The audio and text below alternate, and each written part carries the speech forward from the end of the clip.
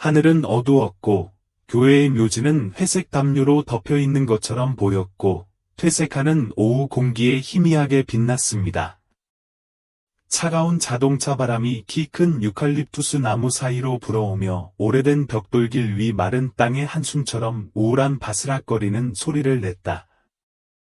무덤 가장자리에 벌레들이 윙윙거리는 소리가 또렷이 들릴 정도로 조용한 공간에는 잡초 몇 그루가 자라고 있습니다. 하얀 야생화가 한 송이 피어 있고 니티는 창백한 오후의 그림자 속에서 은은하게 그 색을 뽐내려 애쓰고 있다. 그 장면은 슬픔을 불러일으키지만 동시에 사람들을 멈추게 하고 마지막 안식처 특유의 고요함을 천천히 받아들이게 만든다. 민준이라는 소년이 힘차게 길을 달리고 있던 때이기도 했다. 민준은 작은 체형, 약간 검은 피부, 심플하면서도 단정한 옷차림을 지닌 아직 몇 살밖에 되지 않은 소년이다. 얼굴은 아직 어린아이의 순수함을 담고 있지만 검은 눈에서는 나이보다 더 나이 들어 보이는 느낌이 물씬 풍긴다.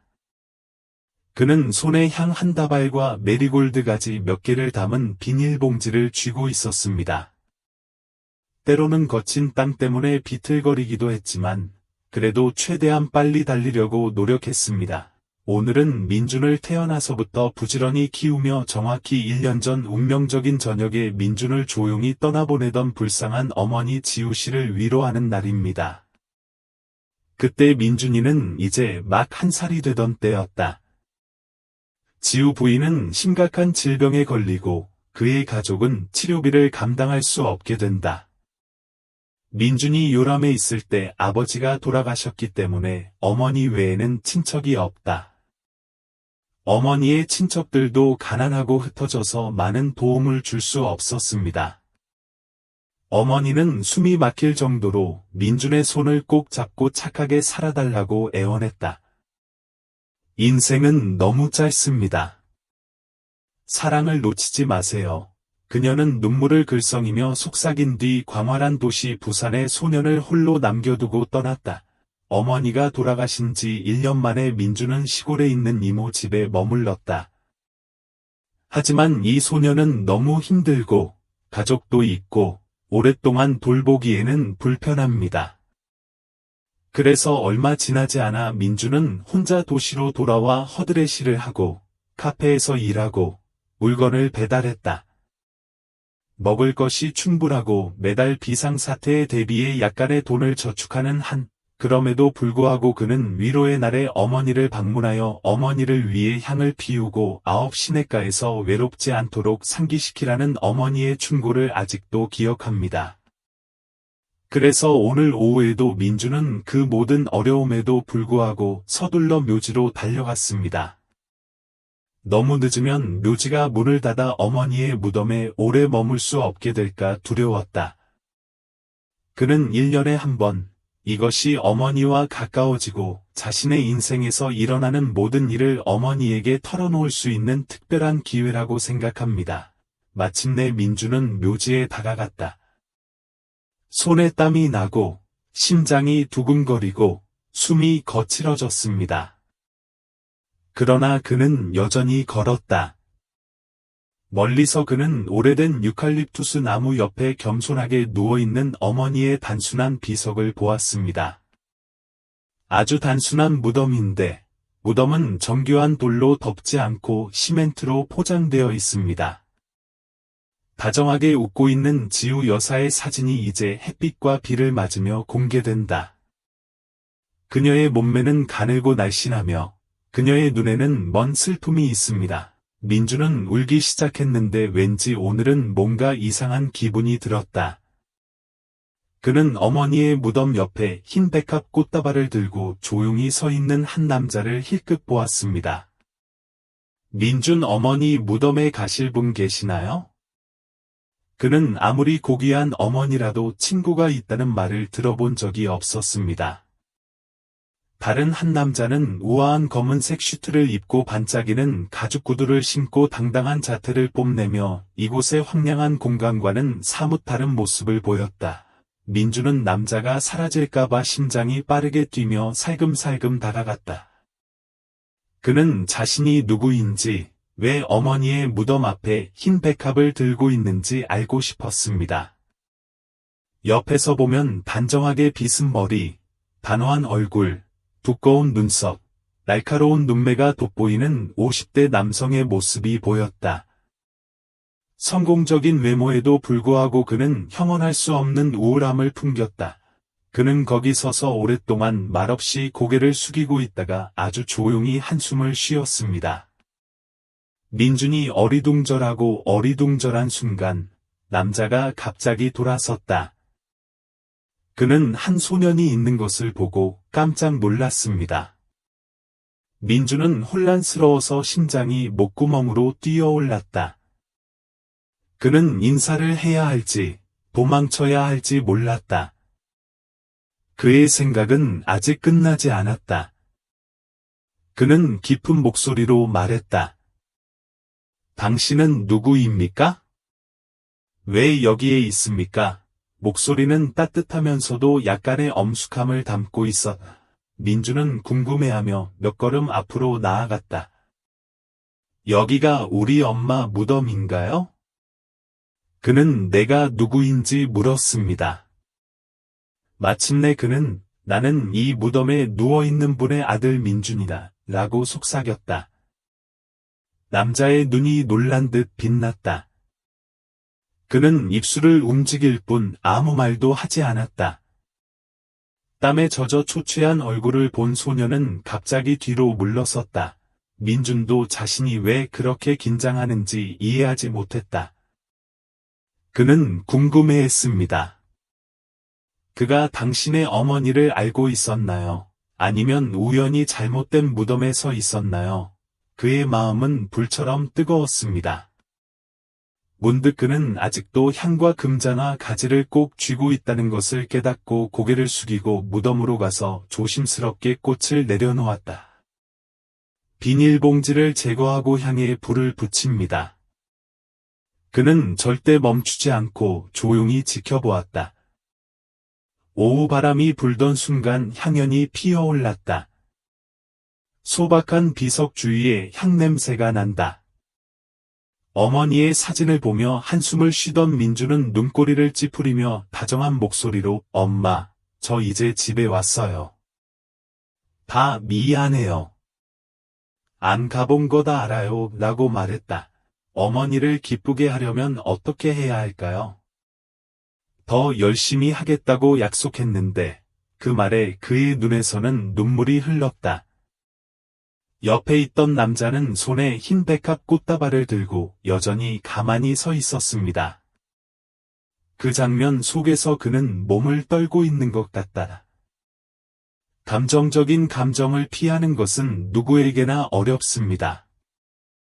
그리고는 내 엄마 이름이 지우지? 라고 부드럽게 말했다.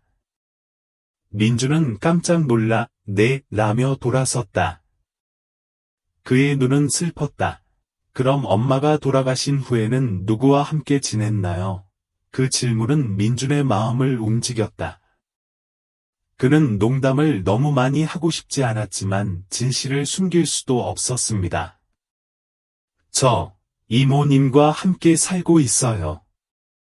지금은 잠시 식당 중위층에 머물고 있어요. 낮에는 사람들에게 음식을 배달하는 일을 해요. 그는 상대방이 자신을 업신여기지는 않을까 두려운 듯 혼란스러웠다. 그 말을 들은 남자의 눈은 더욱 무거워졌습니다. 그는 고개를 끄덕이고 더 이상 아무 말도 하지 않았다. 노비를 뒤돌아보던 민주는 왜 어머니의 이름을 알고 있는지 이해가 되지 않았다. 그가 묻기도 전에 남자는 갑자기 금자나 장면 옆에 백합 꽃다발을 놓고 한숨을 쉬었습니다. 삼촌, 저는 오랜 지인을 만나러 가는데 걱정하지 마세요. 말을 마친 그는 돌아서서 묘지 문을 향해 천천히 걸어갔다. 그 모습이 사라지는 것을 보며 민주는 복잡한 감정을 느꼈다. 그는 오랜 지인이요? 그런 사람을 언제부터 아셨나요? 라고 조용히 물었다. 푸는 아직 묻고 싶은 게 너무 많았는데 상대방은 멀리 가버렸다. 어쩌면 그는 그것을 다른 무덤과 혼동했을 수도 있습니다. 그의 어머니는 한때 신비한 부자를 알고 있었을까요? 터무니없는 이야기처럼 보였지만 그는 그것을 쫓고 싶지 않았습니다. 부분적으로는 어두운 길이 두려워서 부분적으로는 어머니와 대화하는 데 집중하고 싶었기 때문입니다. 그래서 그는 무덤 옆에 앉아서 조용히 물 한 컵을 붓고 향을 피웠다. 하늘은 점차 어두워졌다. 민준이 일어섰을 때 무덤 위의 향은 점차 잦아들었고 노란 메리골드 옆에 자리 잡은 흰 백합 꽃다발은 아직 싱싱한 꽃잎을 갖고 은은한 향기를 내뿜고 있는 것을 깨닫고 깜짝 놀랐습니다. 두 가지 다른 꽃, 하나는 소박하고 장식적인 꽃, 다른 하나는 고급스러운 꽃이 뚜렷한 대조를 불러일으킵니다. 민준의 마음이 가라앉았다. 그는 조심스럽게 꽃다발을 가지런히 정리했다. 엄마, 이 사람 정말 아시나요? 그는 중얼거렸다. 대답은 없었고 바람이 이마에 떨어진 검은 머리카락을 살며시 쓰다듬을 뿐이었다. 늦은 밤, 민주는 잠시 머물렀던 중위층으로 돌아왔다. 아래층에는 인기 있는 쌀국수 레스토랑이 있습니다. 가게 주인은 그가 여가 시간에 웨이터로 일하기로 동의했기 때문에 친절하게 그를 머물게 해주었습니다. 4개의 벽이 축축한 작은 방에서 민주는 깜빡이는 노란색 전구를 켰다. 그는 낡은 매트 위에 앉아 그 남자의 이미지를 생각하며 마음을 맴돌았습니다. 그는 이상하게 고급스러운 태도를 뽐냈다. 그런데 그분이 내 어머님 묘소를 찾아오더니 옛날 지인이라며 지우 부인의 이름을 거론했다. 그런데 그의 어머니는 평생을 비참하게 살았고 멀리까지 가본 적도 없습니까? 그런 이상한 관계는 어디서 왔습니까? 궁금했지만 민주는 답을 찾지 못했다. 결국 그는 그것이 실수였을지도 모른다고 스스로에게 다짐하면서 그것을 제쳐두어야 했습니다. 그러나 다음날 운명은 그를 한 단계 더 밀어붙였다. 그날 오후 쌀국수 식당은 텅 비어 있었습니다. 민준이는 자전거를 타고 사람들에게 물건을 배달하는 기회를 잡았습니다. 그는 새로 열린 길을 따라 걸었고 양쪽에는 여전히 건설 공사가 흩어져 있었습니다. 모퉁이를 돌았을 때 자동차 경적 소리가 크게 들렸습니다. 알고 보니 반짝이는 검은색 자동차가 다가오고 있었습니다. 당황한 민주는 운전대를 놓쳐 인도로 넘어졌다. 다행히 그는 바퀴에 부딪히지 않았습니다.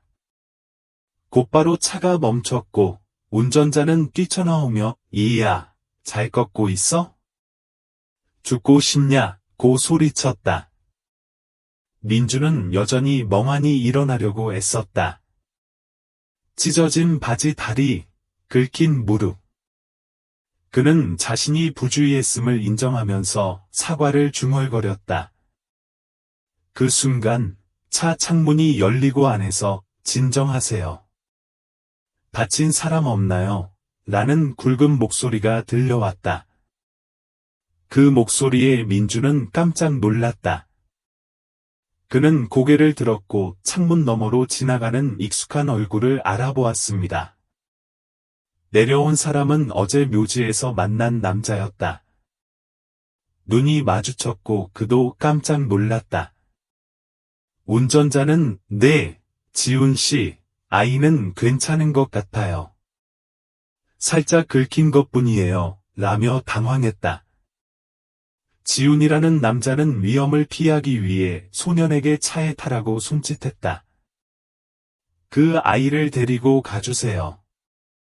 붕대를 감아주기 위해 의사에게 데려가겠습니다. 민주는 필요 없어요.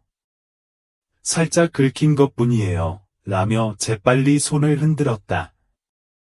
그는 고통 때문이 아니라 이 사람을 다시 보게 되어 너무 놀랐기 때문에 떨고 두려웠습니다. 운전사는 사장님, 타라고 했어요. 무례하게 굴지 마세요. 라고 엄하게 말했다. 민주는 순순히 문을 열고 뒷좌석에 앉았다. 그는 낡은 배달 가방을 어색하게 들고 천천히 자리에 앉았다. 차가 즉시 굴러갔습니다. 방음이 너무 좋아서 민준이는 더 이상 외부 소음을 듣지 못합니다. 고급스러운 공간과 부드러운 가죽 의자, 은은한 향수 냄새가 마치 다른 세계에 들어선 듯한 느낌을 주었다. 지훈 씨는 옆 의자에 앉아 선글라스 너머로 그를 바라보고 있었다. 차 안의 조명 아래서 그의 얼굴은 성숙함과 피로함을 동시에 드러냈다. 민주는 무슨 말을 해야 할지 몰라 당황했다. 마침내 지훈 씨는 내가 어제 지우 씨 무덤에 있던 그 애 맞냐? 며 목소리를 낮췄다. 민주는 심장이 강하게 뛰는 가운데 살짝 고개를 끄덕였다. 그는 계속해서 왜 이 지역에서 자전거를 타나요? 무슨 일을 하고 있나요? 라고 묻습니다. 민주는 네, 배달원 일을 해요.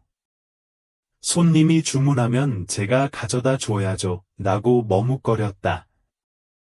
지훈 씨는 생각이 깊어서 더 이상 말하지 않고 운전기사에게 두 사람을 근처 병원으로 데려가라고만 했습니다. 이에 의사는 민준에게 방부제를 바르고 거즈를 바르며 앞으로 며칠 동안 격렬한 운동을 자제하라고 조언했다. 민준은 그에게 깊은 감사를 표했다.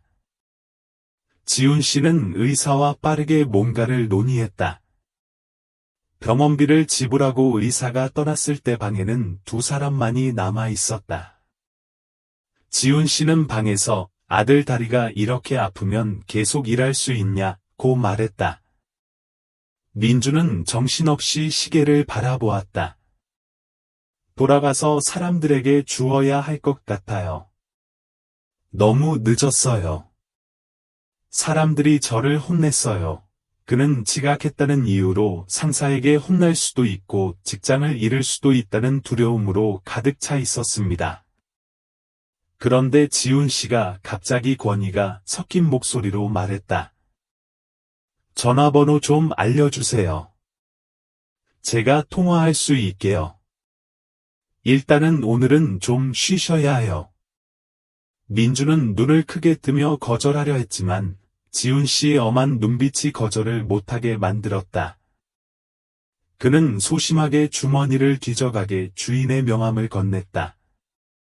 지훈 씨는 전화를 걸고 몇 마디 짧은 말을 하며 기본적으로 실수로 사고를 낸 자신의 잘못을 인정하고 매장의 이해를 바라며 필요하다면 보상을 약속했다. 단 30분 만에 그는 전화기를 끄고 그에게 이렇게 말했습니다. 끝났습니다. 오늘은 쉬는 날이니까 직장을 잃지 않을 것입니다. 그의 목소리는 결정적이었다. 민주는 몰래 놀랐다. 전화 몇 통이면 문제를 해결할 수 있을 만큼 막강한 이 남자는 누구일까요? 차에 앉아 돌아오던 그는 삼촌 이름이 지훈이냐고 감히 물었다. 어제 내가 내 어머니 무덤에 갔는데 왜? 그는 어제부터 용기를 내어 자신의 질문을 불쑥 내뱉었다. 지훈 씨는 잠시 침묵을 지켰다가 선글라스를 벗어 의자 위에 올려놓았다. 제 성은 팜, 제 이름은 지훈이에요. 그렇죠. 내 어머니는 옛 애인이셨어요. 이렇게 일찍 돌아가실 줄은 몰랐어요. 그의 목소리에는 쓴맛이 가득했다. 민주는 더욱 궁금해졌다. 당신의 어머니는 그 부자에게 무슨 호의를 베풀고 계십니까? 하지만 지훈 씨가 별로 말하고 싶지 않은 것을 보고 감히 묻지도 못했다. 갑자기 차 안의 공기가 무겁게 느껴졌다. 잠시 뒤 지훈 씨는 천천히 돌아섰다. 집이 어디예요? 집에 데려다 드릴게요. 민주는 상황을 알리고 싶지 않아 머뭇거렸다. 어떻게 숨기는지 모르겠어요. 그가 부드럽게 말했다. 저는 여기 근처 쌀국수 식당 중위층에 묵고 있어요. 골목으로 내려가자. 지훈 씨는 살짝 눈살을 찌푸리며 살짝 생각에 잠긴 표정을 지었다. 괜찮아요. 운전자는 곧바로 핸들을 돌렸고 차는 좁은 골목으로 들어섰습니다. 주변 사람들은 밖을 내다보던 중 고급스러운 검은색 승용차가 낡은 골목으로 달려드는 것을 보고 속삭였다. 차에서 내린 민주는 고개를 숙이며 진심 어린 목소리로 지훈 삼촌, 오늘 도와주셔서 감사합니다. 그래도 잘 설명해 주셨으면 좋겠습니다. 저희 어머니는 야채 장사를 하셔서 1년 내내 가난했고 부자와도 인연이 없었습니다. 삼촌, 착각하셨나요? 말을 마친 그는 지훈 씨를 쳐다봤다. 생각에 잠긴 채 고개를 저었다. 틀린 건 아닌데 이야기가 길어지네요. 다리가 아프시니 쉬세요. 며칠 뒤에 동의하시면 만나서 더 명확하게 설명해 드리겠습니다. 민주는 입술을 오므렸다. 그의 말은 그를 긴장하게 만들었지만 감히 더 이상 묻지 못했습니다. 마지막으로 지훈은 내 전화번호다 라고 말했다. 그는 주머니에서 명함을 꺼내 민준에게 건넸다. 필요한 것이 있으면 주저하지 말고 전화하세요. 그런 다음 그는 고개를 끄덕이고 운전자에게 차를 후진시키라고 신호했습니다. 차는 좁은 골목을 세게 돌아서더니 줄지어 있는 무너진 집들 뒤로 금세 사라졌습니다. 민주는 판태현 지훈 대차오그룹 회장이라는 엄숙한 문구가 양각으로 새겨진 흰색 명함을 들고 어리둥절해했다. TV나 신문을 통해 어딘가에서 이 이름을 들어본 적이 있을 것입니다. 소문에 따르면 이 사람은 베트남의 지하 억만장자 중 한 명으로 곳곳에 호텔 체인과 부동산을 소유하고 있습니다. 그는 명함을 쥐고 심장이 쿵쾅거렸다. 믿을 수 없는. 왜 그런 자질을 갖춘 사람이 어머니의 무덤에 꽃을 바치고 심지어 당신에게 빚을 졌습니다. 라고 말하겠습니까? 어머니는 지훈 씨에게 어떤 호의를 갖고 계시기에 아들에게 관심을 주실까요? 다음 날 민주는 일에 집중을 거의 잃을 뻔했다. 다리는 여전히 조금 아프지만 그는 여전히 돈을 벌기 위해 일하려고 노력했습니다. 밤이면 그는 무릎을 꿇고 명함을 바라보았다. 그는 잠시 망설이다가 진실을 알고 싶어서 전화하기로 결정했습니다. 오후 8시쯤 전화가 울렸다. 상대방이 빠르게 전화를 받았고 지훈의 목소리는 깊고 따뜻했다. 안녕하세요. 듣고 있어요. 민주는 한숨을 쉬었다. 네, 지우 씨 아들 민준입니다. 어머니 사연을 여쭤보고 싶은데 시간 되세요? 지훈 씨는 나 한가한데 어디서 만날래? 라고 단호하게 말했다.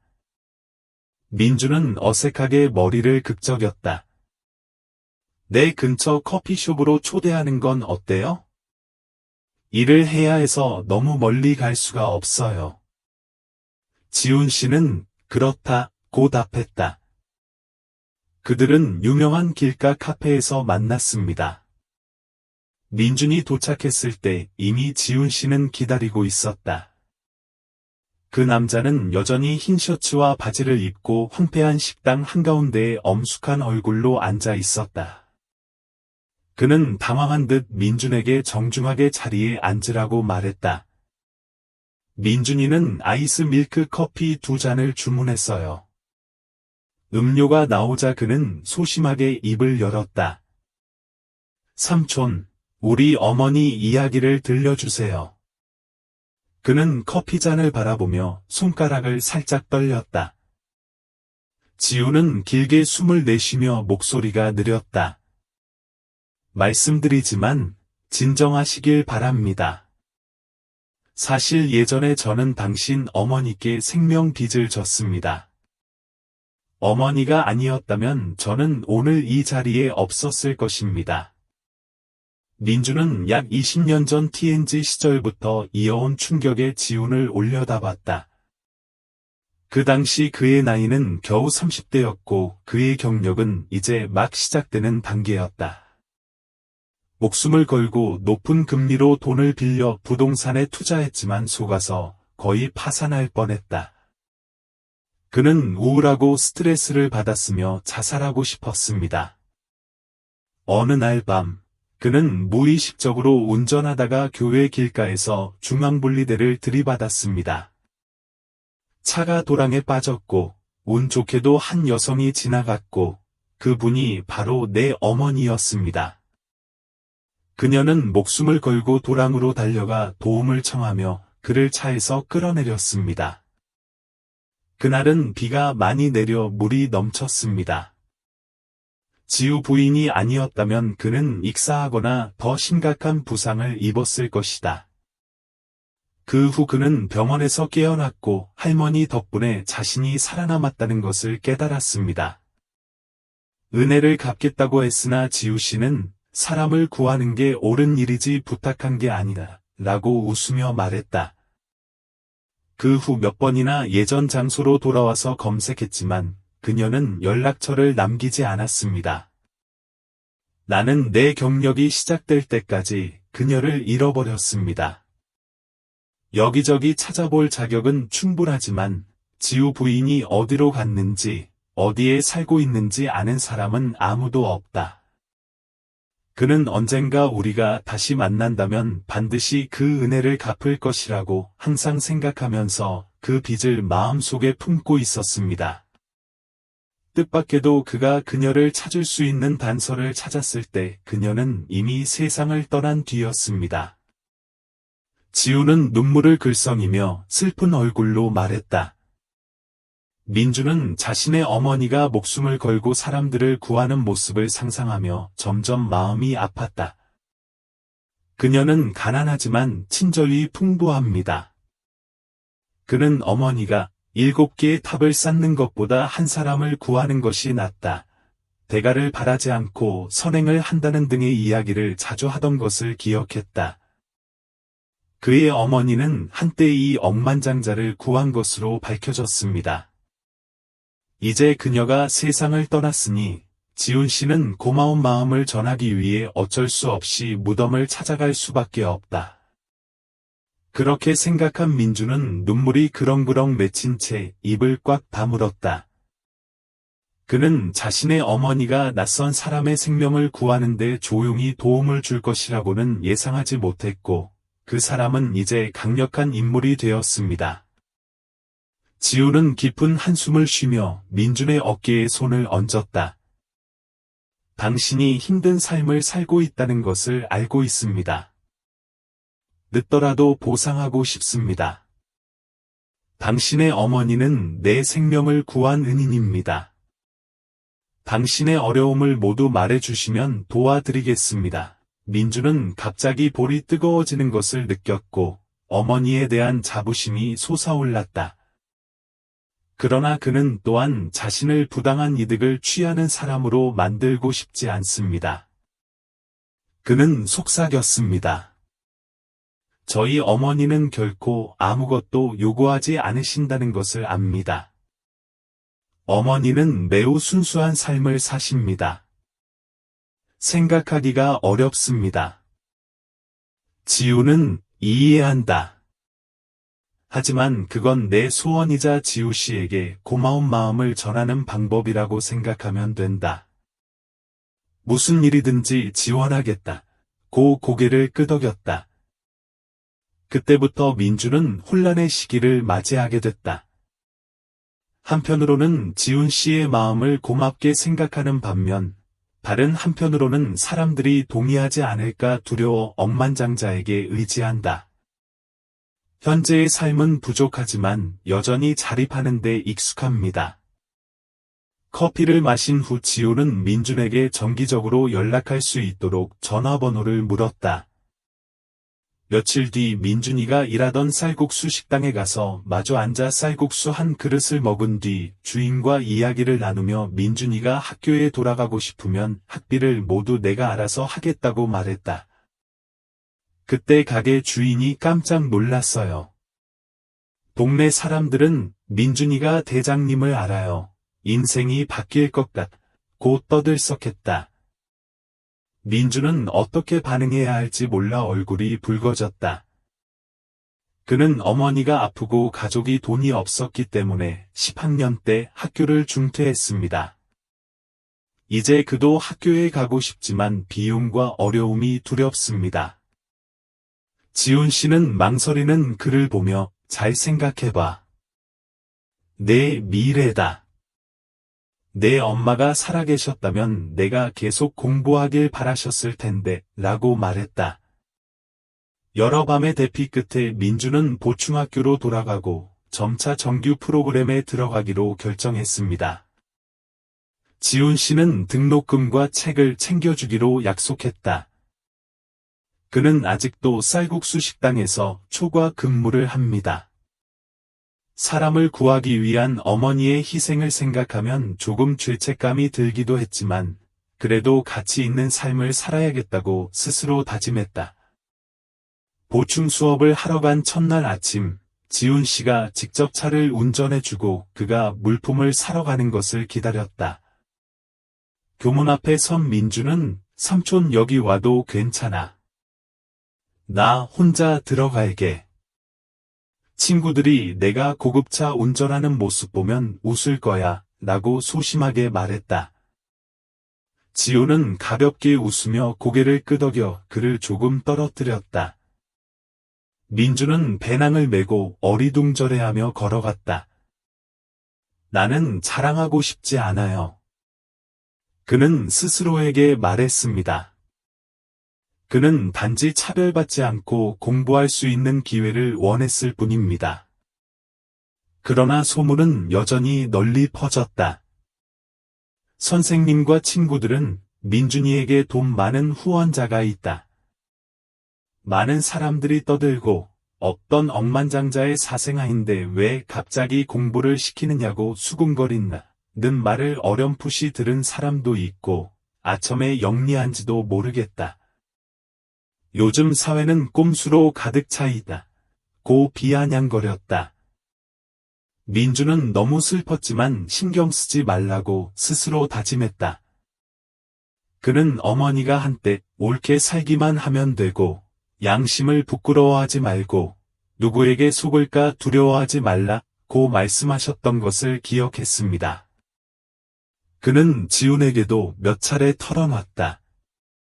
노력해보세요. 학업 성적과 인성이 답이다 라고 조언했다. 민주는 고개를 끄덕이고 공부에 온 힘을 쏟았습니다. 그 과정에서 지훈 씨는 정기적으로 그에게 질문을 했고 가끔 서점에 데리고 가서 더 많은 문서를 구입하기도 했다. 민준이가 수학에 약해서 주말이면 과외 선생님을 불러서 수학을 지도하게 하기도 했습니다. 민주는 조금씩 실력이 향상되면서 점차 기초를 다져나갔습니다. 어느 날 민준이가 학교에서 집에 돌아오자 지훈 선생님은 민준에게 차를 타고 먼 곳까지 데려다 달라고 했습니다. 마침내 차는 새로 지은 아파트 건물 앞에 멈춰 섰다. 그는 그를 7층으로 데려가 가구가 완비된 침실 2개짜리 아늑한 아파트의 문을 열었습니다. 지훈은 이 아파트는 투자용으로 샀는데 아직 써본 적 없다. 이사 오셨고 공부 공간도 편하고 쌀국수집 복층 생활은 피하세요 라고 말했다. 민주는 귀를 믿을 수 없어 깜짝 놀랐다. 그는 장난스럽게 고개를 저었다. 감히 모르겠습니다, 삼촌. 그건 너무 큽니다. 저는 호화로운 집에 사는데 익숙하지 않습니다. 지훈은 진지하게 말했다. 예의를 갖추지 마세요. 이곳은 우리 집에 비해 그리 비싸지 않습니다. 과거의 어머니에 대한 보상으로 생각하십시오. 어머니가 아니었다면 제가 오늘까지 살 수 없고 경력을 쌓을 수 없었을 것입니다. 그의 눈은 고통과 진심이 뒤섞인 빛으로 빛났다. 민주는 눈물을 글썽였지만 그래도 단호하게 거절했다. 사람들이 뭐라고 말할지 두렵습니다. 저는 제 자신을 부양해야 합니다. 어머니는 제가 어머니에게 의지하는 것을 원하지 않으실 것입니다. 지우는 공짜로 묵는 게 아니다. 그냥 싸게 빌려준다고 생각하면 된다. 나중에 취업해서 여유가 있으면 일부만 내도 된다. 안정된 공부를 할 수 있는 곳이 필요하다고 끈질기게 설득했다. 지훈의 여러 차례 격려에 이어 쌀국수 가게 주인도 아들아 이제 다 컸구나. 위층은 항상 좁지? 내 엄마는 내가 제대로 된 교육을 받기를 바라셨지 라고 말했다. 민주는 그냥 고개를 끄덕이고 집으로 갔다. 사실 아파트는 민준이가 생각한 것만큼 고급스럽지는 않고 꽤 단순하다. 그것은 그가 책상과 괜찮은 침대를 갖는 데 도움이 됩니다. 지우는 매주 청소를 하라고 사람을 보내겠다고 했지만 민주는 거절하고 스스로 독립을 실천하고 싶어서 주말에는 쌀국수 식당에서 일했다. 원하지 않는다. 지훈 씨는 돈을 달라며 가끔씩 들러서 어떻게 지내는지 알아보고 먹을 것도 가져오고 공부에 대해서도 물어봤다. 민주는 점차 그를 특별한 삼촌으로 여기게 됐다. 어머니의 생명을 구해주는 은혜 덕분에 두 사람은 가까워지지만 그만큼 섬세하기도 하다. 그는 빡빡한 일정으로 대기업 사장인 할아버지가 여전히 시간을 내어 자신에게 질문하는 것을 보고 놀랐다. 어느 날 그는 우연히 할아버지의 전화벨 소리를 듣게 되었습니다. 그는 수백억 동 규모의 계약을 체결하기 위해 서둘러 떠나야 했다. 빈부격차가 너무 커서 그는 고귀한 마음을 지닌 가난한 여인인 어머니를 더욱 존경하게 되었다. 나는 삶이 평화로울 것이라고 생각했지만 갈등이 나타나기 시작했습니다. 첫 번째 이유는 지훈 씨의 친아들 팜준서 씨가 유학을 마치고 베트남으로 귀국했기 때문이다. 준서는 민준보다 9살 정도 나이가 많고 어릴 때부터 아버지에게 버릇없게 지내며 사치스럽게 살고 있다. 아버지가 고마운 마음에 가난한 소년을 도와주기로 했다는 소식을 들은 준서는 마음이 불편했다. 민주는 그 아이가 아버지의 재산을 물려받고 싶어하면 어쩌지? 라고 생각했다. 준서는 어느 날 지훈 씨가 책 쇼핑을 하러 데려가던 중 민준을 만났다. 갑자기 나타난 준서는 아빠는 누구야? 라며 차가운 얼굴로 길을 막고 있다. 지훈 씨는 차분한 목소리로 은인의 아들 민준이에요. 공부 중이고 아버지께서 등록금을 지원해 주시고 계십니다. 라고 소개했다. 준서는 눈을 가늘게 뜨고 머리부터 발끝까지 민준을 바라보았다. 안녕 민준아. 민준도 반갑게 인사했지만 차가움이 확연히 드러났다. 그 순간부터 어색한 분위기가 감돌았다. 준서는 더 말하지 않고 아빠는 아직 비공개로 할 얘기가 있어서 잠시만 따라갈게 라고 돌아섰다. 지우는 민준에게 먼저 집에 가서 다음날 쇼핑을 하라고 사과해야 했다. 민준은 무슨 일인지 금방 이해한 듯 고개를 끄덕였다. 과연 다음 날 밤, 지우는 한숨을 쉬며 민준을 찾아왔다.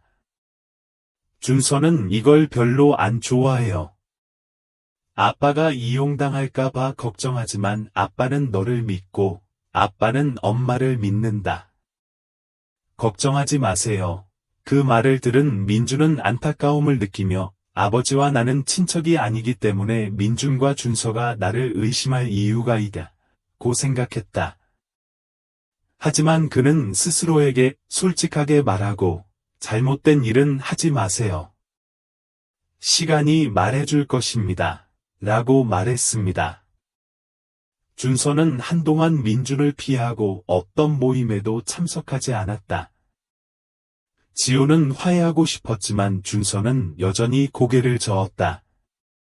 민준이는 늘 아빠가 빚 때문에 괴로워하는 것 같은데 어쩌면 저 아이도 영리하게 아빠에게 아첨할 방법을 찾아냈나 보다라고 생각했어요. 또 다른 갈등은 더욱 복잡해진다. 지훈의 지인 중 일부는 지훈이 민준과 자주 어울린다는 사실을 알고 이 아이는 지훈의 사생아임이 틀림없고 추측했다. 부동산계의 이 이야기가 불거지고 지훈이 사생아를 수년 동안 숨겨왔는데 이제 공개하겠다고 한다는 루머까지 만들어낸 바이다. 지훈은 몹시 화가 나서 가까운 주주들에게 은인의 아들임을 설명해야 했다. 하지만 한번 터진 소문은 쉽게 억제할 수 있습니다. 이 말을 들은 그는 겁이 나서 자신이 지훈 삼촌에게 폐를 끼친다고 생각하고 자신이 부끄러워하지 않기 위해 나가고 아파트로 돌아가겠다고 말했다. 지훈은 바보야. 무슨 잘못을 해서 떠나는 거야? 아빠, 억울하게 고생하게 놔두지 않을 거예요. 무슨 말을 하든 놔둬요. 진실은 여전히 진실이에요. 라고 웃었다. 그 순간 민준은 자신을 지켜주겠다는 할아버지의 마음에 감동되어 눈물을 흘렸다. 가끔 지훈 씨가 자신이 가져본 적 없는 아버지 같다는 생각이 들 때도 있다.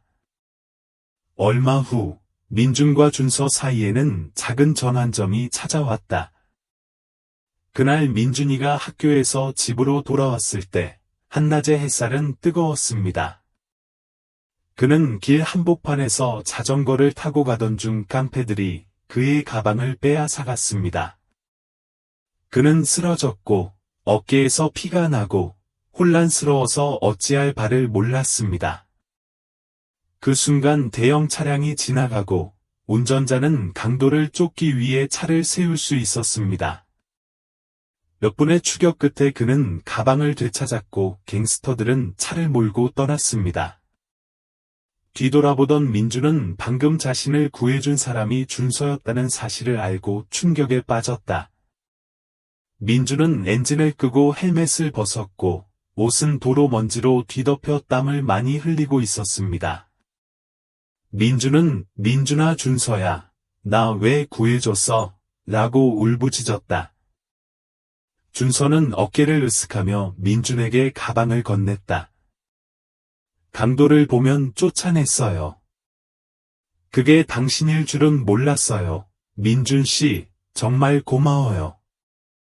준서는 상처를 바라보며 피가 나는데 병원에 갈까? 라고 고개를 저었다. 민준은 그냥 긁힌 자국이 아닐까? 라고 말했다. 준서는 주관적으로 생각하지 말고 내 차에 타서 병원 데려가라 고 말했다. 그래서 바로 오후 준서는 민준을 구하는 은인이 됐다. 도중에 민준은 준서가 막 일을 마치고 차를 몰고 가던 중 우연히 강도 사건 현장을 목격하게 된다. 준서는 민준을 병원으로 데려가 시술을 하고 약값까지 지불했다. 의사는 몇 바늘을 꿰매고 며칠 쉬라고 했습니다. 준서는 기다림을 마치고 민준이 아파트로 돌아오기를 기다렸다. 떠나기 전 그는 낮은 목소리로 그를 바라보며 나는 아직도 당신과 우리 아버지에 대해 회의적이지만 적어도 당신은 교활해 보이지 않습니다. 그럼 쉬십시오. 라고 말했습니다. 그렇게 말하고 준서는 차를 몰고 갔다. 여전히 거친 말투였지만 민준은 자신이 조금 변했다는 걸 느꼈다. 아파트에서 민준은 인생이 이상하다는 걸 깨닫고 잠시 생각했다. 어머니는 한때 지훈을 구했고 지금은 지훈이 그를 돕고 지훈의 아들은 그를 강도로부터 구한다. 하지만 이 사랑은 서로 얽혀 있어서 운명이 정한 것 같은 느낌이 든다. 무의식적으로 엄마의 작은 액자를 집어들더니 엄마, 나 잘 살려고 노력 중이니 안심하시길 바라요. 라고 다정하게 말했다. 그는 친절은 보답될 것이다. 라는 어머니의 말씀을 기억했다. 예상대로 오늘 그는 준서에게 구원을 받았고, 아마도 그도 다른 사람의 사랑에 어떻게 반응하는지 배워야 할 것입니다. 시간이 흐르면서 민주는 일하고 공부하며 점차 새로운 삶에 적응해 나갔습니다. 그는 자신에게 작은 재능이 있다는 것을 깨달았습니다. 그는 축구를 좋아하고 매일 오후 방과 후 친구들과 연습하러 운동장으로 갑니다. 단순한 초등학교 운동축구팀임에도 불구하고 그는 열정이 대단했다. 어느 날 그는 과감하게 이야기를 나눴다. 지훈이 삼촌은 축구를 너무 좋아해서 훈련소에 들어가고 싶은데 전혀 예상하지 못했다. 지훈은 알았어. 내가 아는 코치 몇 명 있다. 소개할 방법을 찾아보도록 하자. 그래도 문화는 배워야 한다. 소홀히 하지 말라고 크게 웃었다. 민준이는 눈이 반짝반짝 빛나고 너무 기뻐서 펄쩍 뛰고 싶을 정도로 공부를 잊지 말라고 일깨워 주었다. 기회는 지훈이 민준을 일반부 동아리의 청년 탤런트 오디션에 참석하게 했을 때 찾아왔다. 민준이는 스피드와 노련한 테크닉이 돋보일 만큼 꽤 잘 플레이했다. 코치는 그에게 잠재력이 있다고 판단하고 그를 준전문 훈련 수업에 초대했습니다. 민준은 너무 기뻐하며 지훈에게 고마움을 표했지만 지훈 씨는 난 기회만 만들어주는데 넌 2배로 노력해야 해. 태연의 성공은 내 몫이야. 라고 겸손하게 말했다. 그의 얼굴은 자부심으로 빛났다. 이를 통해 민준은 지훈 씨가 손을 잡아줄 생각도 길을 닦아줄 생각도 없이 문만 열어준 것을 알게 됐다. 그래서 더욱 감사했고 더 노력하고 싶었습니다. 준서는 민준이 축구를 추구하는데 아버지의 지원을 받았다는 사실을 알게 되면서 갈등이 다시 발생했습니다. 민준은 아이가 아직 학교도 안 마쳤는데 아빠가 운동을 시켜준다. 다치면 어떡하지? 라고 질문했다. 지훈은 그건 그의 선택이다. 말리지 마세요. 결국 아빠는 엄마와 너무 오랫동안 연락이 끊겼고, 이제는 제가 진심으로 보상하고 싶을 뿐입니다. 라고 부드럽게 대답했다. 준서는 한숨을 쉬며 대답하지 않았다. 겉으로는 차갑게 보였지만, 민준을 구하고 나니 덜 까칠해졌습니다. 가끔 민준에게 전화를 걸어 훈련 상황을 묻기도 한다. 민준은 처음에는 놀랐지만, 점차 준서의 배려에 기뻐했다. 그들은 축구에 대해 이야기하고 프리미어 리그 경기를 분석했습니다. 그는 준서도 스포츠를 이해하고 예전처럼 오만하지 않다는 것을 알았다. 이제 막 교정 수업을 시작한 민준이의 무대에 들어서면서 그는 큰 어려움을 겪었다. 클럽은 뛰어난 얼굴을 찾기 위해 친선 토너먼트를 조직합니다. 집중력이 뛰어난 민준이는 매일 오후 방과 후 연습장에 나가고 밤에는 공부하고 주말에는 쌀국수집에서 아르바이트를 한다. 그 강도가 그를 피곤하게 만들었고 어느 날 그는 근육통이 생겨 밤새도록 오일 마사지를 받아야 했지만 아침에는 여전히 학교에 갔다. 지훈은 걱정하며 아르바이트를 줄이라고 조언했지만 민준은 자립하고 싶다. 누가 프리로더라고 말하지 않았으면 좋겠다. 고 결심했다. 그는 그렇습니다. 라고 한숨을 쉬었습니다. 가난하게 자란 소년의 작은 자존심이 아직 남아 있습니다. 친선 경기는 드라마틱했다. 민준은 윙어 자리를 맡아 바람을 가르며 2골을 넣는 데 기여했다. 결국 그의 팀이 승리했습니다. 코치는 잠재적인 선수 명단을 더 큰 센터로 보낼 것이라고 발표했습니다. 시험해본 민주는 너무 기뻐서 기쁨의 눈물을 펑펑 흘렸습니다. 그동안 겪었던 모든 어려움을 기억한 그는 곧바로 지훈에게 전화를 걸었다. 상대방은 시끄러웠고 아마도 회의 중이었을 수도 있지만 그는 여전히 전화를 받았습니다. 민준이 당선됐다는 소식을 듣고 멋지네 아들아. 내가 자랑스럽다. 오늘 밤은 준서를 데리고 축하 파티에 올게 라고 외쳤다. 그 말에 지훈은 민준의 마음을 훈훈하게 만들었다. 그날 저녁, 지훈은 작은 식당에서 민준과 준서를 위해 테이블을 예약했다.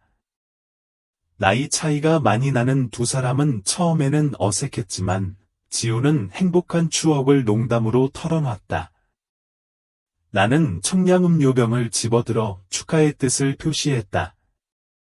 민준은 재능도 있지만 공부도 해야 한다는 걸 인정해야 해요. 민준은 네, 잊지 않겠습니다. 라고 웃었다.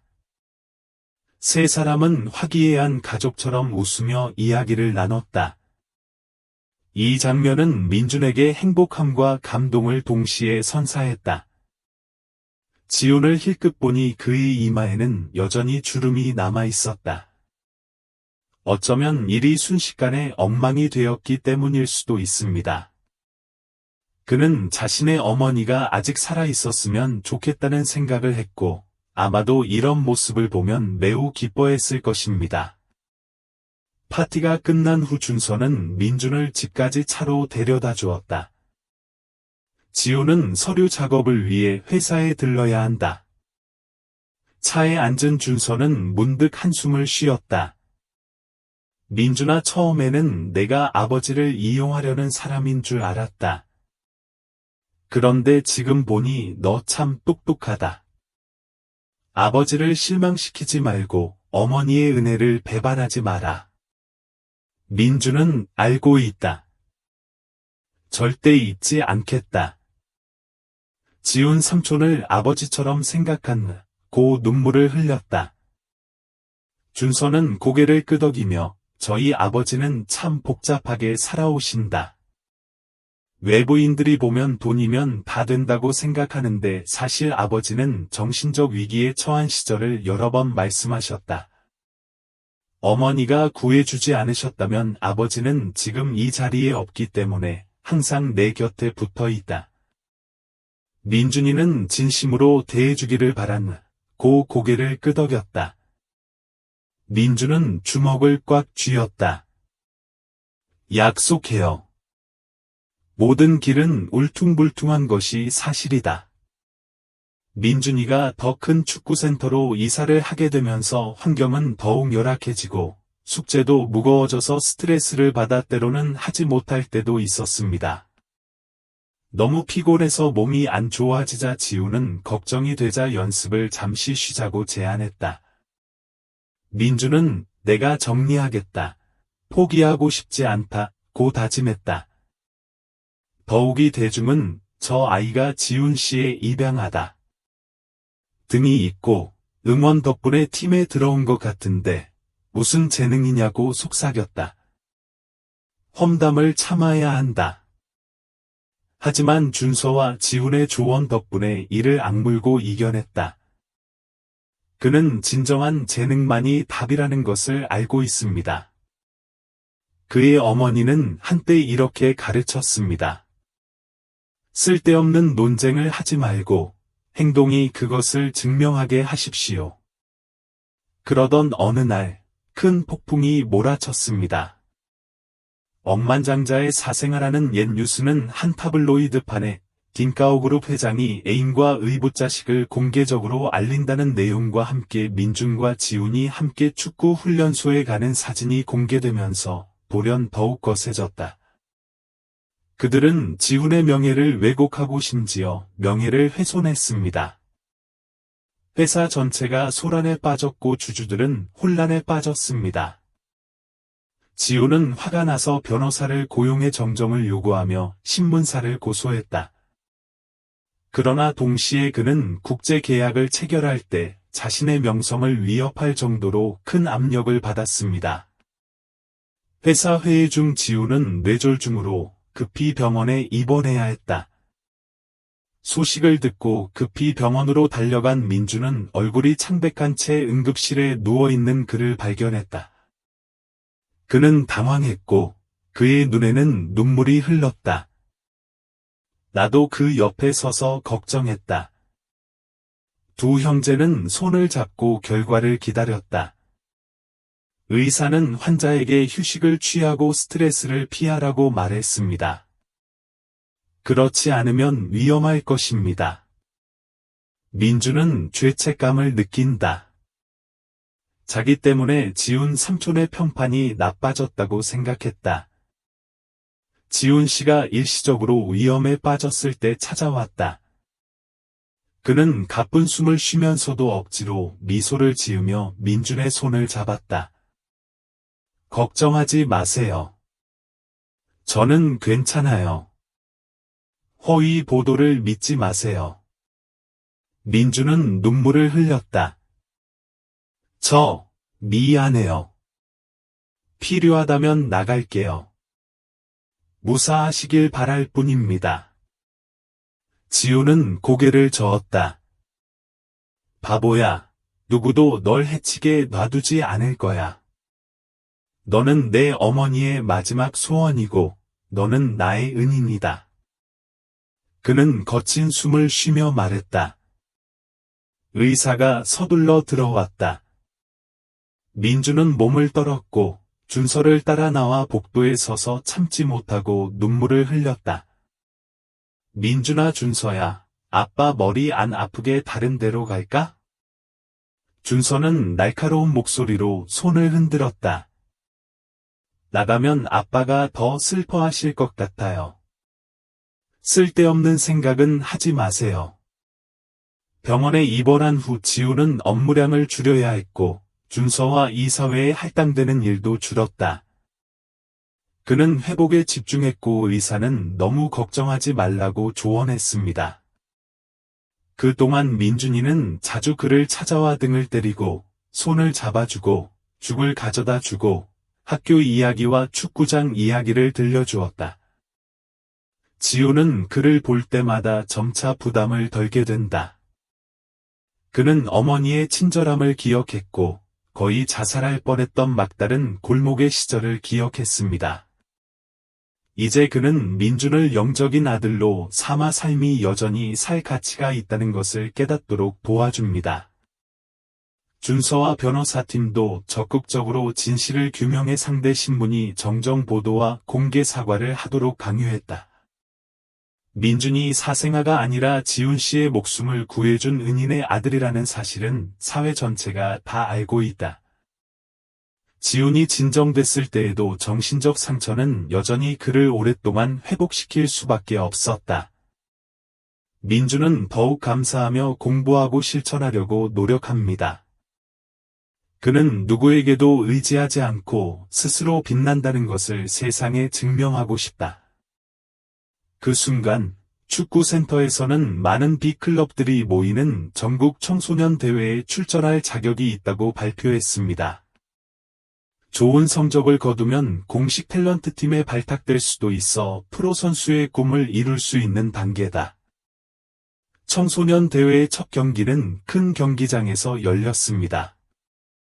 지우는 아직 회복 중이지만 민준의 플레이를 보러 가자고 고집한다. 의사는 너무 감정적으로 반응하지 말라고 경고했다. 준서는 아버지가 TV를 실시간으로 시청할 수 있을까 걱정했지만 지우는 아빠가 있어야 하고 아이 엄마는 목격할 수 없고 주장했다. 준서는 탐닉해야만 했다. 그는 스탠드에 VIP 좌석을 배치하고 만일의 경우를 대비해 소형 구급차를 고용했습니다. 민준도 그 사실을 알고 깊은 감동을 받았습니다. 휴식 시간 동안 스탠드를 올려다보니 지훈이 팔에 의료용 보조기를 착용한 채 앉아있는 모습이 보였다. 얼굴은 진지하지만 눈빛은 다정하게 그를 바라보고 있었다. 준서는 그 옆에 앉아 긴장한 모습을 보였다. 그는 온 힘을 다해 싸울 것이라고 스스로 다짐했습니다. 과연 민주는 불같은 기세로 나오며 끊임없이 상대 골문을 위협했다. 75분에는 1대1로 동점을 이뤘고 민주는 오른쪽 측면에서 공을 받아 수비수 2명을 뚫고 화려한 중거리 슈팅을 터뜨렸다. 공이 네트에 곧바로 맞고 필드가 폭발했습니다. 관중석에 선 준서는 아버지를 끌어안고 기쁨의 비명을 질렀다. 지우는 눈에 눈물이 고이고 심장이 쿵쾅거렸지만 약을 먹고 진정할 수 있었다. 결정적인 골 이후 민준팀이 2대1로 승리했다. 그는 높은 평가를 받았습니다. 몇몇 스포츠 기자들은 억만장자가 후원하는 가난한 소년의 재능을 인터뷰하고 칭찬했습니다. 민주는 정직하게 살도록 가르쳐주신 어머니, 그리고 기회를 주신 지훈 삼촌에게 목표를 바치고 싶으며 수줍어하며 미소를 지었다. 그것을 듣는 사람은 모두 감동을 받았습니다. 경기가 끝난 뒤 준서는 경기장으로 돌아와 민준을 꼭 안아줬다. 지훈은 정말 잘한다. 엄마가 보시면 너무 기뻐하실 것 같으며 몸을 떨었다. 민준은 나도 믿어줘서 고맙며 눈물을 흘렸다. 세 사람은 승리의 기쁨에 돌아섰다. 주변의 모든 사람들이 박수를 보냈습니다. 그 이미지는 언론에 의해 녹화되어 억만장자의 생명을 구한 어머니 덕분에 이제 축구의 꿈을 추구하는 가난한 소년의 이야기를 퍼뜨렸습니다. 민준이라는 이름은 황금빛 마음과 소중한 감사의 마음을 담은 이름으로 점차 주목을 받고 있다. 이후 민준은 계속해서 발전해 U15 연령대 국가대표 선발 명단에 이름을 올렸다. 그는 여전히 학습 프로그램을 따르고 있습니다. 지우는 건강을 회복해 직장에 복귀했지만 준서와 동료들의 부담은 덜했다. 민준과 준서 형제의 관계는 점점 가까워진다. 그들은 특히 축구와 비즈니스 등 많은 공통 관심사를 공유합니다. 준서는 가끔 유명한 애야, 내가 매니저 해줄게, 같이 돈 벌어 라고 농담을 하기도 했다. 민준은 그렇다. 너무 꽉 쥐어짜낼까봐 걱정된다고 웃었다. 지우는 두 아이를 갖는 모습을 상상하며 따뜻한 마음으로 그들을 바라보았다. 험담의 폭풍은 지나갔습니다. 이제 그는 단지 평화롭게 살고 싶어 합니다. 그러나 인생이 언제까지나 평탄한 경우는 거의 없습니다. 민준이 15세가 되던 해, 또다시 사건이 발생했다. 시골에서 한 남자가 신문사에 찾아와 민준이 억만장자 지훈에게 불법 입양된 자신의 아이라고 비난했다. 이 사람은 소셜 네트워크에서 자신의 이름을 주장하고 울고 시끄럽게 만들었습니다. 언론은 또다시 민준이 지우 씨 아들이 아니라 이 남자 아들일 가능성이 있느냐며 의심하며 시끄러웠다. 모두가 혼란스러워했습니다. 지훈과 준서는 민준이 지우 부인의 아들이고 상대 남자와는 아무 상관도 없다고 주장하며 화를 냈지만 소문은 계속 불타올랐다. 어떤 사람은 해결하지 않으면 태연 씨가 고소하겠다고 협박하기도 했다. 극도로 혼란스러웠던 그는 태연 씨를 한 번도 만난 적이 없었고 이 사람이 왜 감히 자신을 아버지라고 부를지 몰랐습니다. 알고 보니 태연 씨는 지우 씨의 먼 사촌 동생이었다. 민준이 어렸을 때 둘은 가깝게 살았습니다. 어쩌면 그는 그 상황을 이용하여 억만장자 지훈을 협박했을지도 모른다. 조사 결과 태연 씨는 사기, 마약 중독, 과도한 부채 전력을 갖고 있었던 것으로 드러났다. 민준 엄마가 돌아가시자 민준은 도망쳐 한 번도 민준을 키우지 않았다. 분명히 이것은 착취입니다. 그러나 여전히 소문이 돌고 있다. 방송국 측에서 인터뷰를 원해 법적 분쟁을 피하기 위해 경찰도 개입했다. 민주는 자신의 축구 미래에 영향을 미칠까 두려워 막혀 있다. 마지막으로 지우는 DNA 검사를 이용했다. 그 결과 민주는 태연 씨의 친아들이 아니라는 것이 입증됐다. 더욱이 시골에 있는 많은 목격자들은 태연 씨가 지우 씨 가족을 몇 차례만 방문했다는 사실을 확인했다. 법정에서 그는 혼란스럽고 폭로되었습니다. 법은 민준과 지훈 씨에 대한 비방을 처벌하고 배상을 요구한다. 사건이 종결되면서 적법성이 다시 한번 강조됐다. 소년 민주는 그야말로 가난하지만 헌신적인 여인 지우 부인의 아들이다. 태연 씨는 범죄가 줄어들기를 바라며 고개를 숙이고 사과해야 했다. 민주는 길을 잃은 사람이 안타까워 심심했다. 그는 조용히 속삭였습니다. 엄마, 저는 또 다른 어려움을 극복했습니다. 그 사건 이후 민주는 더욱 안정됐다. 그는 대처하는 방법을 배웠습니다. 지우는 아늑한 아파트에서 더 이상 두렵지 않다. 그는 아직도 어머니의 사진을 가족의 일원으로 생각하여 지훈, 준서와 함께 찍은 사진 옆에 테이블 위에 올려놓고 있다. 그는 매일 저녁 지훈에게 문자를 보내 잘 자라고 건강 상태를 물었다. 지훈은 이 애는 너무 오글오글하다고 웃었지만 재산이 많아서가 아니라 진심으로 배려해줘서 행복했다. 치유와 노력의 여정의 정점은 민준이가 동남아시아 지역 토너먼트에 참가하기 위해 U15 베트남 대표팀에 소집되었을 때였습니다. 그는 신이 나서 열정적으로 연습했습니다. 준서는 그에게 좋은 축구화를 선물했다. 지우는 어머니의 자존심을 짊어지고 열심히 경쟁해달라고 소망을 전했다.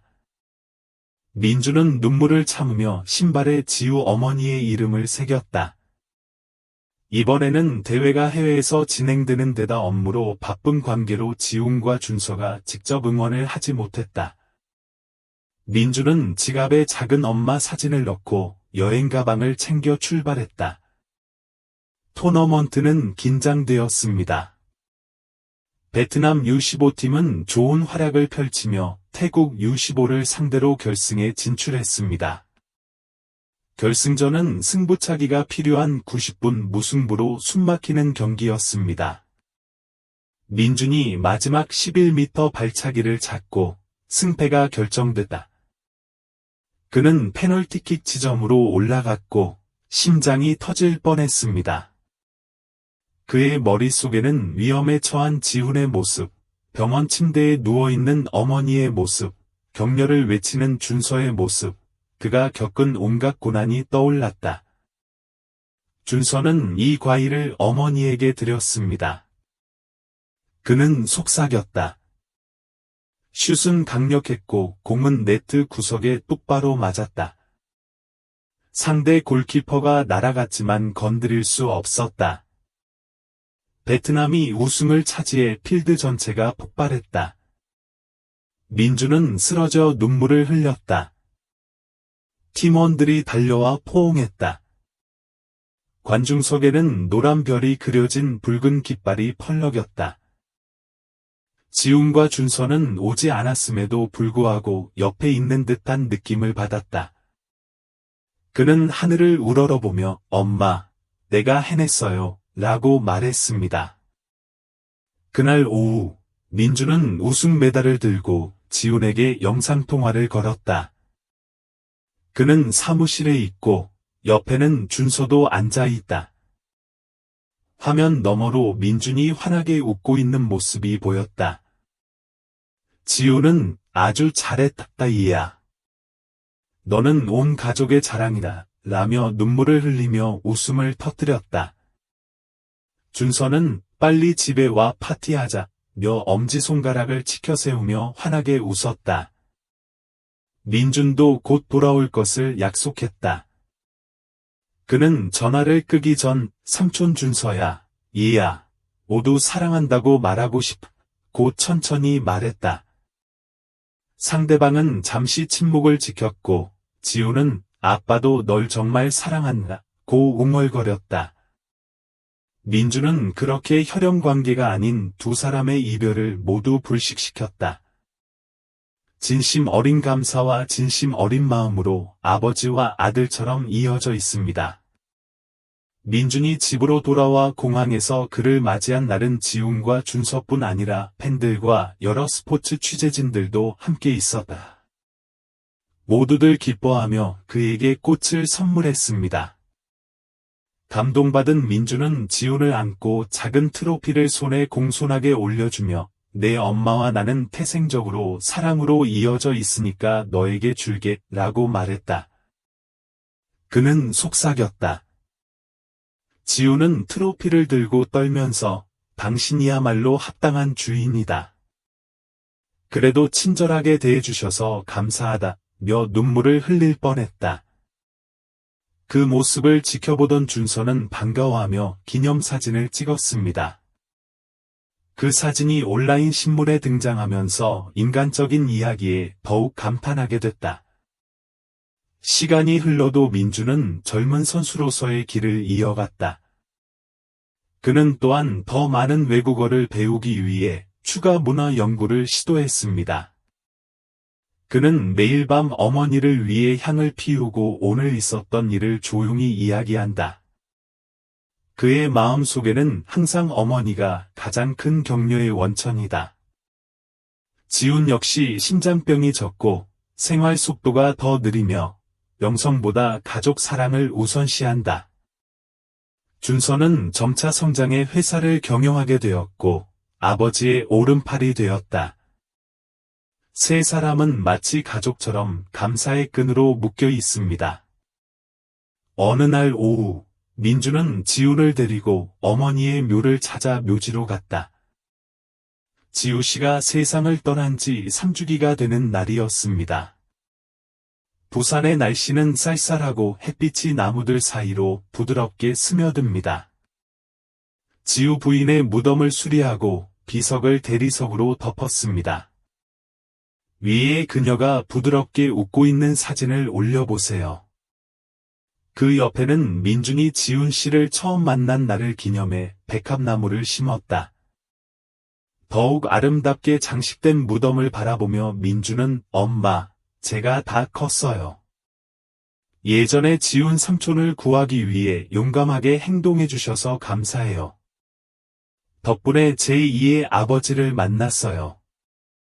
좋은 것을 심고 달콤한 열매를 맺고 싶은 마음도 그런 마음인 줄 압니다. 라고 속삭였다. 그는 노란 국화를, 지훈은 흰 장미를 꽂았다. 그 뒤에 준서는 생각에 잠긴 얼굴로 말없이 서 있었다. 그들은 정중하게 고개를 숙였습니다. 갑자기 민주는 지훈이, 지우 언니, 제가 아이를 잘 돌봐드릴 테니 안심하세요. 사람을 구하는 것은 운명이라는 말씀을 아직도 기억하고 있어요. 갚지 마세요. 하지만 아이를 사랑하는 마음으로 갚겠습니다. 라고 말했다. 지우 부인의 대답처럼 오후 바람이 살랑살랑 불어왔다. 모든 것이 조용했습니다. 세 사람만이 조용히 함께 있었습니다. 민주는 고개를 들어 지훈과 눈을 마주쳤다. 굳이 많은 말을 할 필요는 없고 그들의 마음을 이해하는 것만으로도 충분하다. 준서 역시 민준의 어깨에 살며시 손을 얹으며 우리가 가족임을 은은하게 드러냈다. 다음 해에도 민준은 국가대표팀에서 뛰기로 결심하며 축구의 꿈을 계속 추구했습니다. 그는 자신의 미래를 확장하기 위해 끊임없이 기술을 향상시키고 문화를 배웁니다. 지훈과 준서는 그가 내딛는 모든 발걸음을 따라갔고 그를 지지하고 현장에서 안정감을 줄 준비가 되어 있었습니다.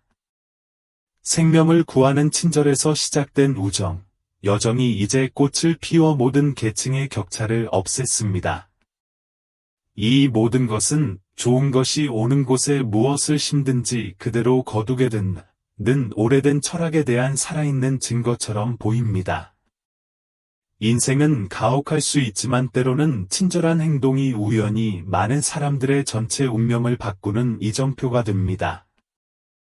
불쌍한 엄마 지우 부인은 위험에도 불구하고 이 어린 빗자루가 지훈의 마음속에 밝게 자라도록 선의 씨앗을 심었고 이를 민준에게 전달해 그를 빛나게 했다.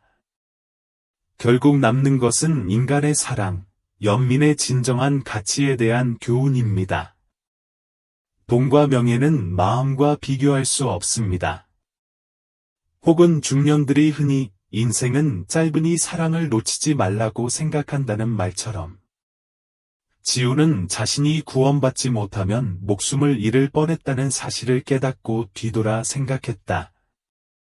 민준이가 내 삶에 들어오지 않으면 나는 삶의 의미를 잃을 뻔했다.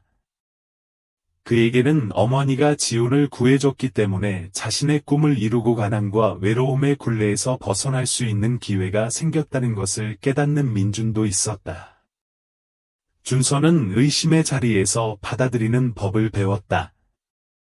왜냐하면 민준은 욕심이 없고 에너지가 넘치는 아이라는 것을 분명히 보았기 때문이다. 이 이야기를 통해 중년 청중이나 누구에게나 깊은 교훈은 다음과 같습니다. 첫째, 친절은 귀중한 연결을 만들어 많은 사람의 운명을 바꿀 수 있다는 점을 기억하십시오. 때로는 대가를 바라지 않고 호의를 베푸는 경우도 있지만 운명은 합당한 보상과 적절한 시기를 마련해 줄 것입니다. 둘째, 부자와 가난한 사람 사이의 특이한 관계를 볼 때 성급하게 판단하거나 의심하지 마십시오. 그 뒤에는 인류애와 감사의 이야기가 있을 수 있습니다. 편견이 우리의 눈을 멀게 한다면 우리 자신과 다른 사람들을 위한 좋은 기회를 놓치게 될 것입니다. 셋째, 시기적절한 지원과 결합된 꿈과 결단은 사람이 역경을 극복하는 데 도움이 될 것입니다. 하지만 그 지원은 민준처럼 의지하지 않고 받는 사람이 스스로 노력할 때에만 진정으로 가치가 있습니다. 그는 억만장자들이 자신을 섬길 때까지 가만히 앉아 있지 않고 끈질기게 일하고 연습하고 공부했습니다. 넷째, 사랑은 피에서 나오는 것이 아니라 마음에서 나오는 경우도 있습니다. 사람들은 흔히 자녀를 사랑하는 것이 피보다 중요하다고 말합니다. 지훈, 준서, 민준이 그 증거다. 그들은 친절과 믿음, 참된 사랑으로 하나된 가족이 됩니다. 마지막으로 짧은 인생을 소중히 여기고 선한 일을 하십시오. 내일이 어떻게 될지는 모르지만 지우 부인은 한때 인생은 짧으니 사랑을 놓치지 말라고 믿었다. 소년 민준은 엄마와 삼촌 지훈의 사랑을 이어받으며 살아갈 힘을 키워갔다. 그런 다음 그는 주변 사람들에게 영감을 주었습니다. 이야기는 화창한 날에 끝나고 경기장은 관중으로 가득 차 있습니다. 그들은 모두 젊은 선수들의 이름을 외쳤다.